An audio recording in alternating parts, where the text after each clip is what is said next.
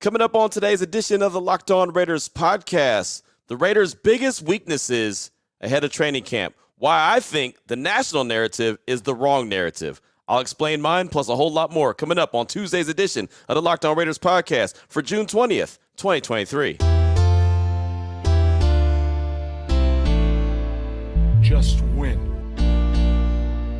Just win. Just win. Just win. The autumn wind is a raider, pillaging just for fun. He'll knock you round and upside down and laugh when he's conquered and won. And won.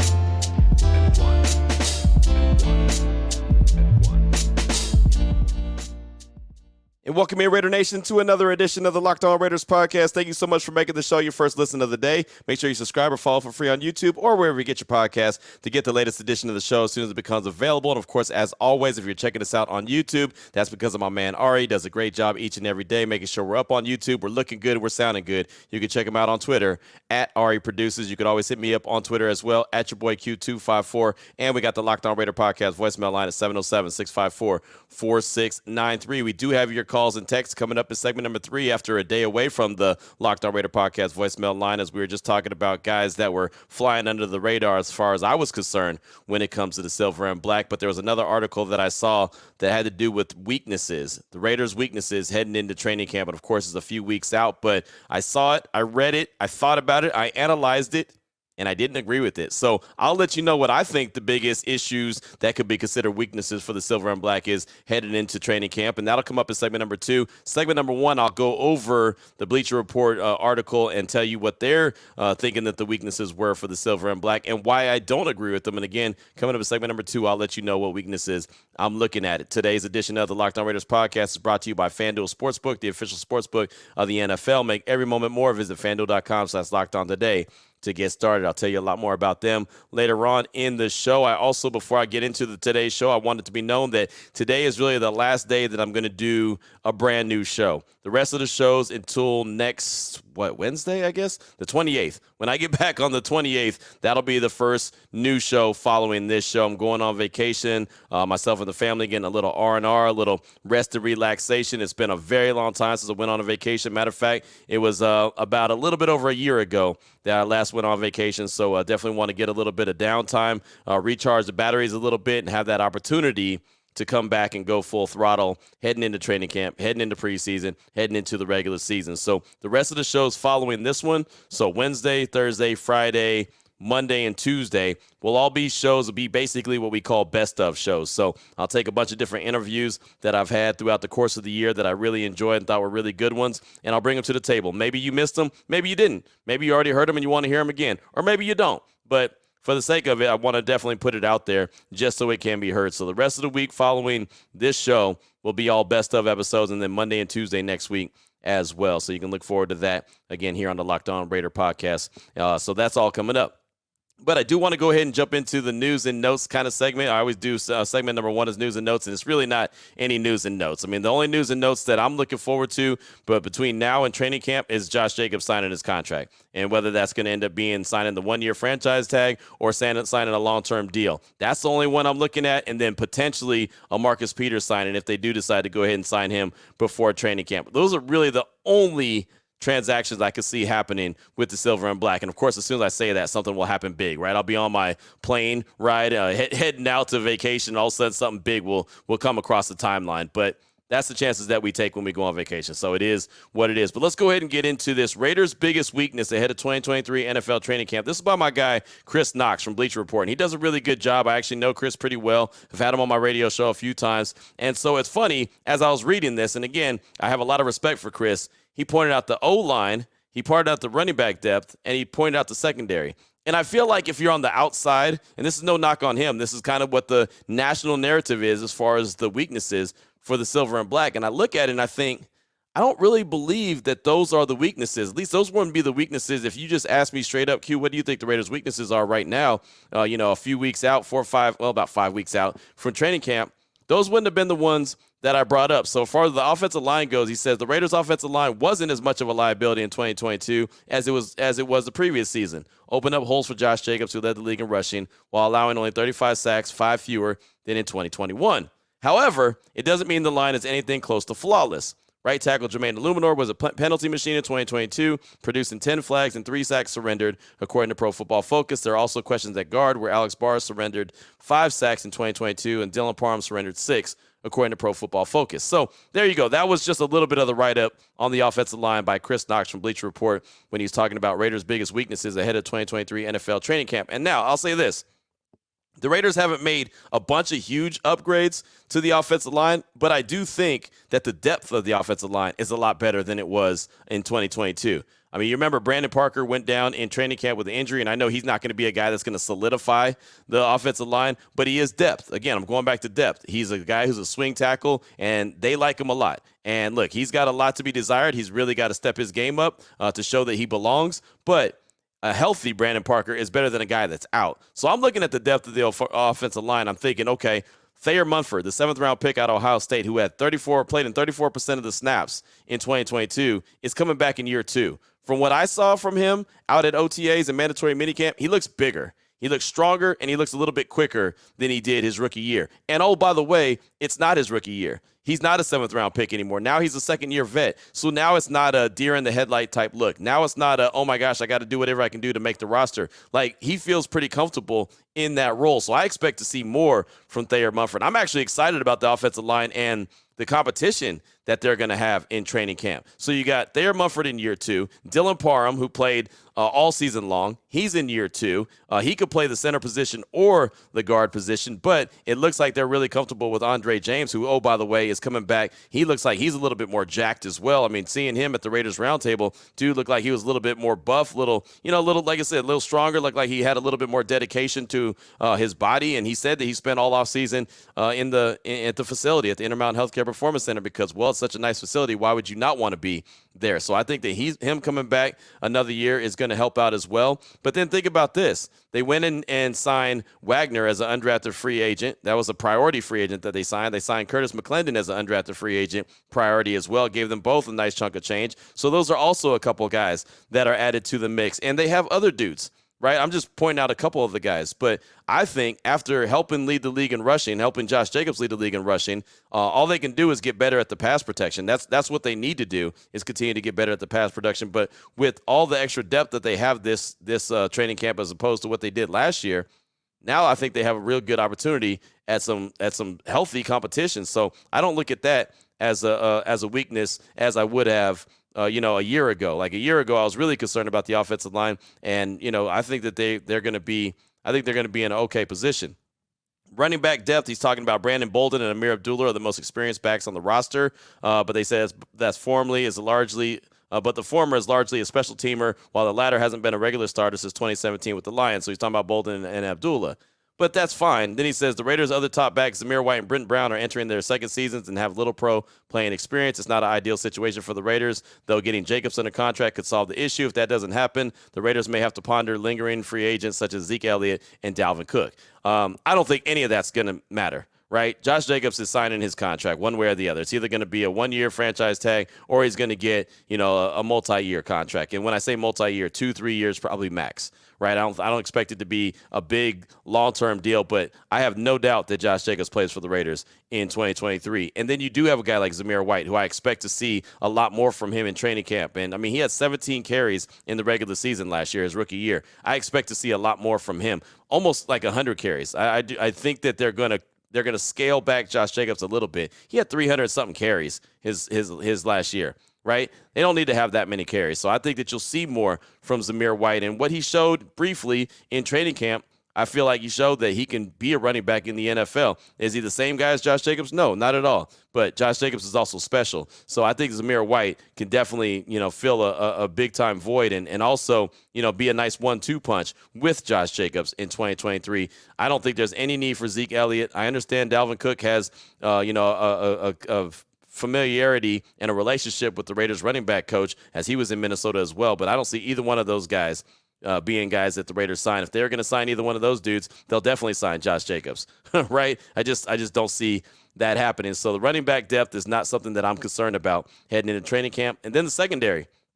Said some may consider it too early to call the cornerback position as a weakness because most of the room was overhauled in the offseason. The Raiders signed Brandon Faison, David Long Jr., and Duke Shelley before drafting Maryland cornerback Jacorian Bennett. However, the fact remains it's largely an unproven group in terms of playing as a unit. Anyway, that doesn't carry a ton of continuity over from last season. Nate Hobbs is arguably the only returning player in the line for a significant role. Now, secondary, I've talked quite a bit about. On Monday's show, I talked about Tyler Hall, a guy that is flying under the radar, a guy that I think is going to get a lot of burn in the slot, kicking Nate Hobbs on the outside. I do believe Nate Hobbs is the best cornerback returning. I agree with him 100% there when he says that. But I think you get quite a bit from Tyler Hall. I've been talking to multiple people about Tyler. It's not just one guy's opinion. I've been talking to multiple guys, and they're like, this dude could play, right? Max Crosby retweeted a tweet I saw just the other day over the weekend. As a matter of fact, I saw a tweet that said, Tyler Hall is nice, and Max Crosby said, ice cold. So a guy like that is endorsing a player like Tyler Hall, who's an undrafted free agent in 2020 and just basically found his way onto the Raiders roster. I think that goes a long way. Jacorian Bennett's a rookie, so you can't count on him to just go in there and be lights out, but the expectations are he's going to go in there and do some things. You have competition with Faison, Shelley, David Long Jr. I think that's all healthy competition, and if they don't see what they want, then they'll probably add Marcus Peters into the mix for a little bit more juice and a little bit more ball production. So again, I thought that the secondary, I agree at first that I thought that the secondary was going to be a weakness, but after everything that they've done this offseason and the additions that they've made and the emergence of a guy like Tyler Hall and a healthy Nate Hobbs, I don't think that is a weakness for the Silver and Black heading into training camp. Now, again, anything could happen in training camp, so my guy Chris could be absolutely right, but I just don't think so. That's not my biggest weaknesses. That's not my biggest concerns for the Silver and Black heading into training camp. So what do I think they are?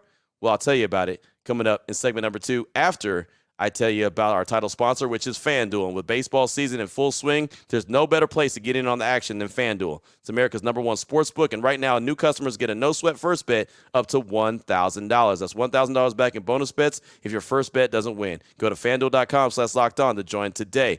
Plenty of player prop bets that you can get involved in. There's plenty of parlays that you can get in, totals, over-unders, whatever the case may be. First 5 innings, if you don't want to deal with the bullpen, you could do that as well. So don't miss your chance to snag a no-sweat first bet up to $1,000 when you join FanDuel today. Go to FanDuel.com/lockedon to sign up. That's FanDuel, official partner of Major League Baseball. Major League Baseball trademarks used with permission. All right, Raider Nation, here we go. Segment number 2 of today's Locked On Raiders podcast. Want to talk about what I believe the bigger weaknesses for the Raiders, the biggest issues that I would be concerned about heading into training camp, that I am concerned about heading into training camp for the Silver and Black as they prepare for the 2023 season. Again, we're responding to Chris Knox from Bleacher Report. He put out a piece talking about the Raiders' biggest weaknesses ahead of the 2023 NFL training camp. And I rolled out what he said in segment number 1, where he was talking about the offensive line, he was talking about the running back depth, and he was talking about the secondary. I don't think that those are the Raiders' biggest issues. I explained why in segment number 1. So what are the Raiders' biggest issues heading into training camp? Well, I'll go ahead and break it down. And one, the biggest issue I think that they have is, or biggest weakness if you want to call it, is the big unknown, which is health. Health is the big unknown when it comes to the Raiders. And when I'm talking about health and unknown, I'm talking about quarterback Jimmy G, and I'm talking about first-round pick Tyree Wilson, defensive end out of Texas Tech. Those two dudes, us not knowing for a fact that they're going to be available for the beginning of training camp is a huge question mark, because everyone knows on God's green earth that Brian Hoyer is not it. And everyone knows on God's green earth that Aiden O'Connell is not ready to be a starting quarterback in the NFL, regardless if he ends up being that guy or not. Like, he could end up being the future of the Silver and Black. He could play for 15 years and be fantastic, right? He could be the next coming for all I know. But I know he ain't ready to start right now, right? So that's why Jimmy G, who they signed as a free agent, knowing his injury history, is a big concern. That's got to be, first and foremost, the biggest concern, Jimmy G being available for training camp. I know he knows Josh McDaniels' system. I get that. I understand that completely. But that doesn't mean he knows what Devontae Adams likes. Doesn't mean that he knows what Jacoby Myers likes. Doesn't mean that he knows what Hunter Renfrow likes, or Michael Mayer, or anyone else on the team. He hasn't been with the team, and he hasn't been in Josh McDaniels' system in a very long time. Remember, they traded with the Patriots. The 49ers traded with the Patriots to get him to be their franchise quarterback under Kyle Shanahan. It's been a while, and I get it. You know, you're going to say that it's like a bike. You know, you learn how to ride a bike, then you stop riding it for years, and you pick back up. That's true. But again, not with the casting characters, not with the offensive line that the Raiders have. All this is new. So Jimmy G's got to get some time on the grass. You can get in the study room. You can get into the building. We could be the best of friends. We can have conversation. You can know what I'm talking about. I can know what you're talking about. But until you actually go out there and execute on the field together, you're not going to know. I don't expect to see him in preseason. I'd like to see him in preseason. But because of his injury history, what's the chances that's going to happen? Right? He goes out there and does something in preseason, then all of a sudden gets hurt. It's like, why the hell did you have Jimmy G out there playing in preseason, right? So he's going to have to learn in training camp and the scrimmages that they have with, I believe, the 49ers and the Rams. Is it the 49ers and the Rams that they're having scrimmages with? I believe so. But either way, they're having 2 scrimmages with different teams throughout the course of training camp. So when they do that, then yeah, that's cool. But doesn't mean that they're going to. That doesn't mean that they're going to be able to, to get on the same page. Maybe it's the 49ers and Cowboys. I think it's the 49ers and Cowboys that they're going to have the scrimmages with. Either way, you get it. You get my drift. So Jimmy G and Tyree Wilson, their health. Tyree Wilson, just because he's a rookie, right? And he had that surgery on his foot that ended his last year at Texas Tech. He's just got to get out there and learn what he's got to learn. He's got to learn from Chandler Jones. He's got to learn from Max Crosby. I mean, I don't think I really need a lot of explanation when it comes to Tyree Wilson. He's just a guy drafted in the first round that you're expecting some big things from. Not saying he's going to go tear it up his rookie year, but he's drafted as high as he was to be a difference maker. So at some point, he's got to be out there. Speaking of Chandler Jones, it leads me to my second weakness. He's expected to be a lot better than he was in 2022. He came on strong at the end of the season before he hurt himself in that Steelers game, that Christmas Eve game, and then missed the rest of the regular season. But he's got to start like he was finishing. He has got to be the guy that they signed as a free agent, gave big money to be that dude, to be that bookend across from Max Crosby. I'm not saying he's going to play as many snaps as he did in 2022. Maybe less is more for Chandler Jones, which is fine. Maybe he's more productive with less snaps. He could be fresher. He's lost some weight. I don't know if he's going to play at the 250 pounds. He didn't look like he was overweight last year at all, but because of his injury to his arm, he wasn't able to gain his or to work out as much, and so he lost some weight over the offseason. So I don't know exactly what he's going to play at, but he looks like he's a guy that's dedicated to making sure year 2 with the silver and black is not like it was year 1. I mean, he only had 4.5 sacks. That's not going to cut it. He's got to go ahead and be a good running mate, and really be able to complement Max Crosby. Now, I'm not expecting double-digit sacks. I'm going to go off of what I saw last. I'm going to say that, anywhere from 4 to 7 or 8 he should get, but I would like him to be closer to 8. I really like him to get, anywhere from 8 to 10. But again, based off what we saw last season, I'm not saying that. But that, to me, is a weakness. The Raiders have to find a real deal running mate to go across from Max Crosby. You know what Max is going to do. But what's Tyree Wilson? Is he going to be healthy and available? And is Chandler Jones going to be able to step up? So that's another weakness that I look at heading into training camp. And the final one, I think there's still questions about the linebacker room. I really do. I mean, there's a lot of questions. Think about this. Robert Spillane was brought in as a free agent from the Pittsburgh Steelers. He's not good in coverage. We know this. Anyone who tries to tell you he's good in coverage is crazy. They have no idea what they're talking about. Robert Spillane is not good in coverage. Now, he can stop the run. There's no doubt about that, but he's not good in coverage. Divine Diablo, he's bulked up a lot. They're calling him Big Swole around the facility. He's a third-year guy. He's a guy that a lot of people are looking at to have a breakout season, and he very well might. But, again, that's a big question mark. Is he going to be that dude? He was leading the team in tackles when he got injured last year and then didn't return. So he could be that guy. He's bulked up so he can stay on the field and be healthier. Remember, this is a guy that converted from safety to linebacker, and he's embraced the role. He's talking about wearing the green dot, as is Robert Spillane. So it's like if all these moves at the linebacker room pan out, then it could be a strength of the team. But, again, that's a lot of expectations to put on a very young room and a room that has, like, Luke Masterson. Remember, an undrafted free agent. He's going into year 2. Darian Butler, he was an undrafted free agent. He's going into year 2. Amari Burney, a rookie from Florida, round 6. Drake Thomas, undrafted free agent out of NC State. I mean, think about that. That's a lot of undrafted free agents and a lot of youth.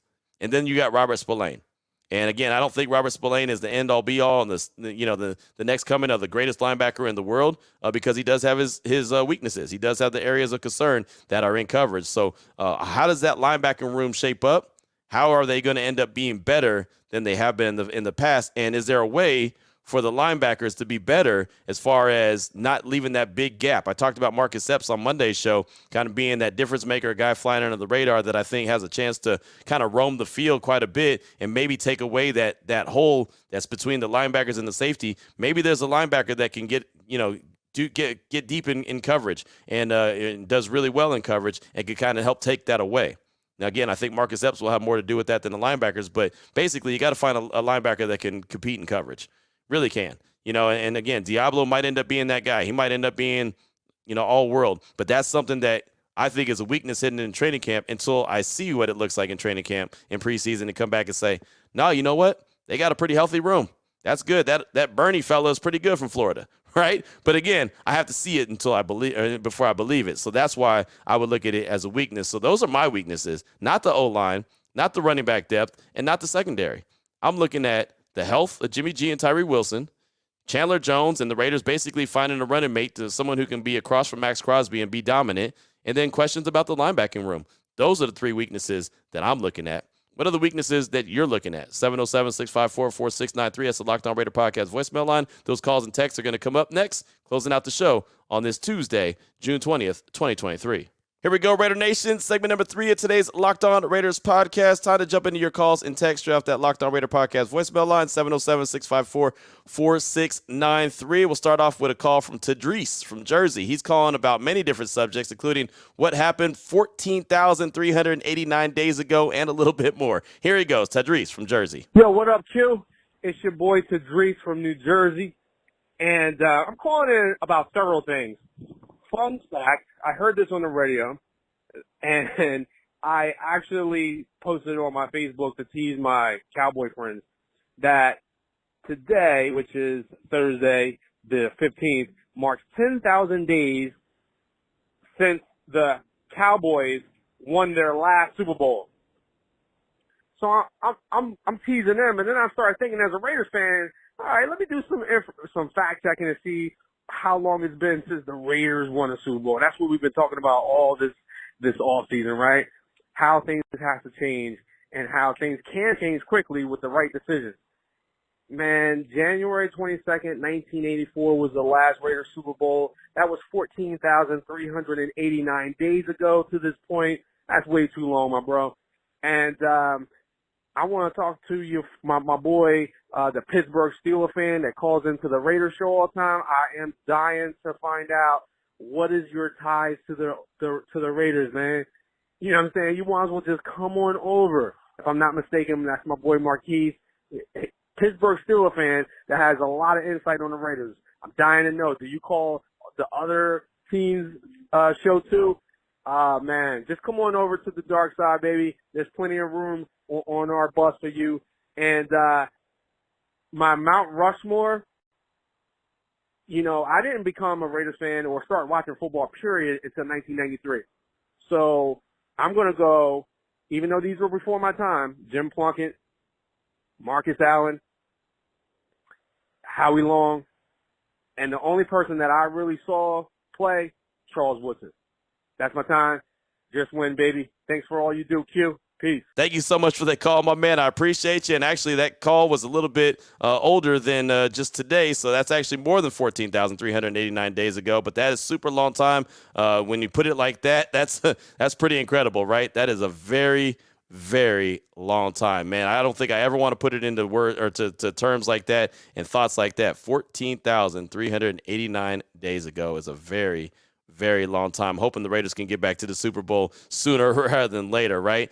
Big Nate from Cali, he's our Steelers fan. He listens to the show as well. He actually heard me on Locked On NFL with Chris Carter, who hosts the Locked On Steelers show. So we do a show every Friday together. Nate's super cool, just a big football fan. We definitely appreciate him being part of the show. And then Jim Plunkett, Marcus Allen, Howie Long, and C. Wood, that's a great Mount Rushmore. You really can't get too much better than that. Plunkett, Allen, Howie Long, Charles Woodson.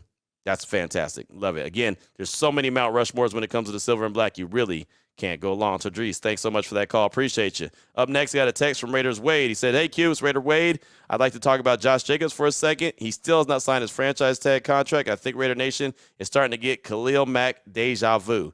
My question for you is, what are the chances he can still play for the Raiders? If he doesn't sign the franchise tag contract, can he force a trade by holding out? As always, Q, we love the shows that you do and how we could trust the information that you get for us. Have a great weekend to you and yours. That's from Raider Wade. Thanks so much for that text. And, yeah, the thing about it is he can't play with anybody until he signs a franchise tag.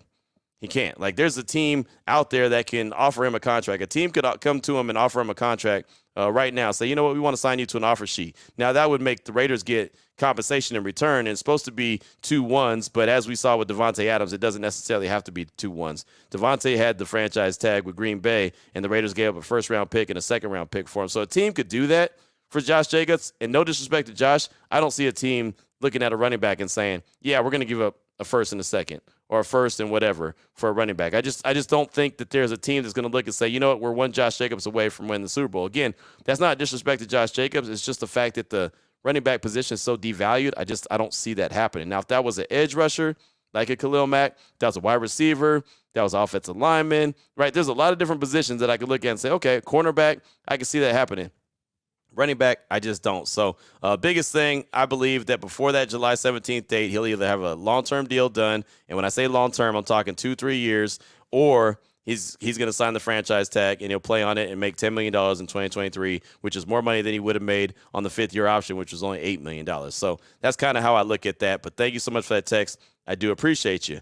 Up next is a call from Brian out of L.A. He's calling to talk about the Josh Jacobs situation, the fact that it's really bothering him, and he speaks on it, lets you know why. It's a very passionate call from Brian in L.A. Hey, Q, how you doing? This is Bryant from Los Angeles. I just want to talk about this Josh Jacobs thing because it's really bothering me. I don't know why Raider Nation is so up in arms about this. Like, running backs are devalued. Do I want Josh Jacobs? Yes, I do. Is he a great player? Yes, I do. I want him. But at what cost? At what cost? I'm tired of the Raiders overpaying. Then we're going to have fans saying, oh my goodness, we overpaid for Josh Jacobs. Oh no, the Raiders, what are you doing? That's a bad decision. Or like, oh, you know what? Oh, why the Raiders didn't keep him? Like, oh, he's balling out at that team. It's like, it's no right or wrong. It's like, if we do something, somebody else is going to be mad. If we do something, the other side's going to be mad. It's like we have to come to a final agreement. And it's hard to make everybody happy. You know, I don't agree with everything Josh McDaniels is doing. Do I think he's the best, greatest coach ever? No, I don't. Do I think he has flaws? Yes, I do. Do I think he's a hell of an OC? Yes, I do. He's one hell of an OC. And I just hope that him and Ziegler can put this team in winning mode. That's all I want to hear. That's all I want to see. I'm tired of losing. I'm sick of it. I want to win. And if this regime can do it the way they seem fit, I'm all for it. Hell, let's go for it. Why not embrace change? The Raiders have been doing the same thing over and over, and it has not worked out well. Why is everybody so up in arms about change? What's wrong with change?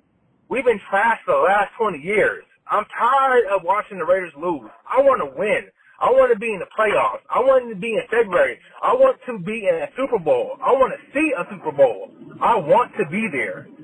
And, like, I'm all up for change. And I hope this Josh Jacobs thing, I hope it gets worked out. I hope he remains a Raider. I hope he agrees to a short-term deal or whatever that's good for the Raiders in him. I want him. But if he wants a 4 to 5 year contract, $15-16 million, and I think that we need to go another direction. You know, we shouldn't give a running back that amount of money. You know, but that's all I want to say. Thank you, Q. Appreciate it.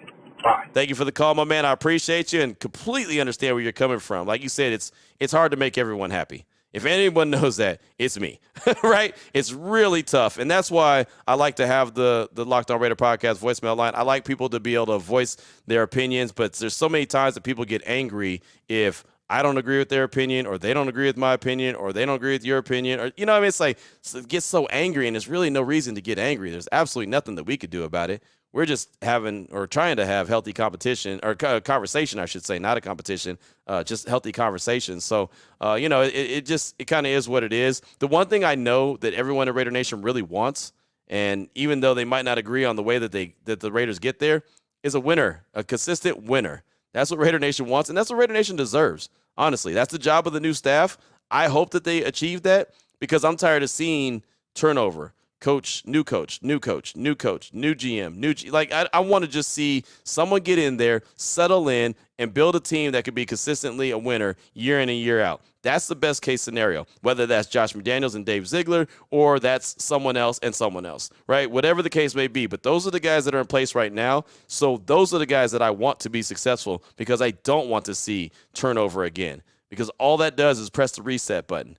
and nobody wants to keep pressing the reset button. Max Crosby don't want to keep pressing the reset button. Devontae Adams sure as hell don't want to keep pressing the reset button. Josh Jacobs don't want to keep hitting the reset button. None of those cats do. Colton Miller probably is tired of pressing the reset button, right? Everyone wants to win, and that's what the goal's got to be. And so I don't care who gets it done. I really don't. There used to be a time where I used to be so passionate about who the hell was the Raiders coach and this, that, and the other. Look, it's been so long since the Raiders have had a consistent winner. I just want someone to win, right? At this point, I'm not picky. All I want is someone to go out there and win. And honestly, I believe that's what all the Raider Nation wants, whether they admit it or not.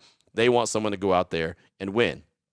Up next, got a text from Derek in Missouri. He says, hey, Q, it's first-time texter. It's Derek from Missouri. My dad, BJ, grew up in Kansas City, but has always bled silver and black. He raised me into being a huge Raider fan. Raider Nation is all we know. Hearing stories from the Super Bowl Raiders makes me want to see one so bad. I'm hoping one day I could be able to share watching the Super Bowl with my dad. As Father's Day just happened on Sunday, I want to shout out my dad, BJ, for being an awesome dad and raising me a Raider. Love the show, Q. Happy Father's Day to Raider Nation. That's from Derek in Missouri. Thank you so much for that text. And, yeah, that's a great story, right? And it's funny. We got one text about what made people a Raider fan, what made young fans Raider fans when there hasn't been a lot of success. And I mentioned it day one that I felt like it was all going back to family. Somehow, some way, family had to do with it. And that's basically every single text and call we've received has been about somehow there's family ties involved. And I think that's awesome, right? And that's what it should be. And, you know, I know that's why my family are Raider fans, because I insisted that they be Raider fans. Now I'm just waiting for it to pay off so that I can say that, I was right, that they really are a good team. Unfortunately for them, they haven't been able to see it. So I'm hoping that at some point the Raiders decide to reward everyone, not just me and my family, but everyone for being faithful Raider fans. So thank you so much for that text. I appreciate you. Thanks for being a first-time texter, and don't let that be the last one. Do appreciate you. Let's get one more call in. We'll wrap up the show. This one comes from Proto from the 778. He's calling to talk about that article that came out about Derek Carr with him saying the team didn't get his best in 2022. Here's Proto from the 778. Hi, yo, Q. It's your boy from Vancouver, from the 778. Proto here. So yeah, Derek Carr. I hope this is the last time we're going to talk about Derek Carr, but we do need to mention the article that came out. Because the thing is this, I haven't said this because I just think a lot of Raider Nation would not have agreed. But I honestly felt the last season, a lot of the blame does fall on Derek Carr for just not playing well at all. And I put it this way. For me, Derek Carr just never had that killer instinct. If you keep in mind, last season, we were in the lead in a lot of games, and we just flat out blew the lead in so many games. I mean, there were games where we did not score at all in the second half, right? And a lot of that was Derek Carr just not being able to put the ball in the right places, overthrowing people, and just simply not understanding what needed to happen. And quite frankly, didn't have the killer instinct. The thing with sports is this. When you have to lead, you have to put teams away. You just got to do it, because if you keep letting them hang around, they're going to catch up on you and they're going to win the game. Think of the Rams game. There was no reason for the Rams to beat us, but they beat us because for some reason Derek Carr just could not score any touchdown in the second half to put that team away. And by the way, I don't think this is just last year. I think this is just Derek Carr's persona in general. He's very good at coming from behind. He's a really good underdog quarterback. But when he has the lead, he just doesn't know how to put it away. Again, this has been the biggest problem with the Raiders for the past 9 years of Derek Carr. We take the lead. We're a good team. We got solid people on both sides. But putting teams away was always a problem. I'm not going to take up any more of your time. That's all I got for you. As always, Raiders. Thank you so much for the call, my man. And look, this is the thing about it. And I mentioned it on my radio show. I mentioned it on Friday. I'm not just trying to dump on Derek Carr. I'm not trying to make it seem like Derek Carr was the weakest link. Look, there was a lot of blame to go around. When you're 6-11, it's not just on one person's shoulders. It's on everybody. It's on the coaches. It's on the players. It's on the quarterback. It's on the front office. I mean, there's a lot of blame to go around. It's on the defense. There's a ton of blame to go around for a 6-11 record. But what I can say, and what I was talking about on Friday when I talked about this article with Derek Carr, and some people still took it wrong because, well, that's what people do. But he said, I didn't say that he had things going on off the field. He said it. He said he was spread thin. Like the absolute definition of being spread thin is having too many irons in the fire, doing too many things, having stuff going on here, having stuff going on over there, and something can't get your full attention. That's the definition of being spread thin. And that's what he said, not me.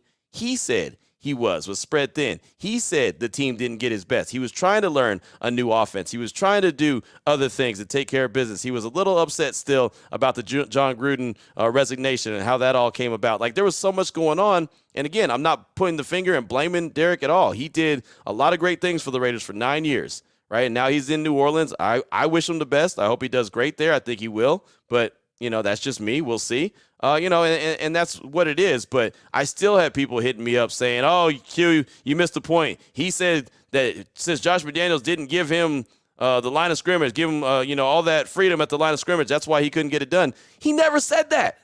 Never said that. He never said that, he was upset because of the lack of freedom at the line of scrimmage. Like, that was something that was fabricated, right? That popped in someone's mind. Like, he never said that. He said he was spread thin. He said that things going on the field and off the field is what led him to not being the best he could be in 2022, and that's what he was upset about. Again, his words, not mine, and there were still people that just want to point the finger at one direction and say, oh, it's all Josh McDaniels' fault. Oh, it's all this guy's fault. Oh, it's that guy's fault. No, it's a collective.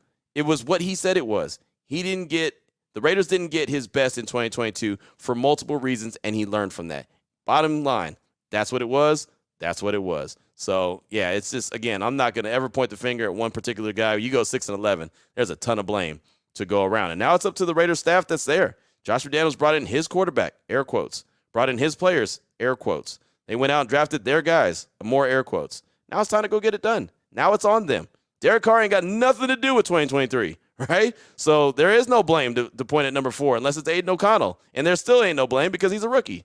You know what I mean? So there's no pointing the finger at DC. Now it's all on Coach McDaniels. It's on the players that are still in the locker room. It's on Patrick Graham. It's on the defense. It's on the O-line. It's on everybody to go out there and get it done and perform at the highest level. So thank you so much for that call. I do appreciate you. That's going to wrap up the show today. And as I mentioned, coming up tomorrow and coming up Thursday and Friday, we'll have the best of. I'll have different interviews from Dave Ziegler to Max Crosby to, let's see, who else I have? Marcus Epps, Joey McGuire. I got a lot of good stuff to get to over the course of the next few days while I am on vacation, getting a little rest and relaxation, ready to come back and go full throttle headed into training camp. So there you go, Raider Nation. Appreciate you as always. Till tomorrow, Raider Nation, take care of yourself, take care of your family, love on your family. Most importantly, as always, just win, baby.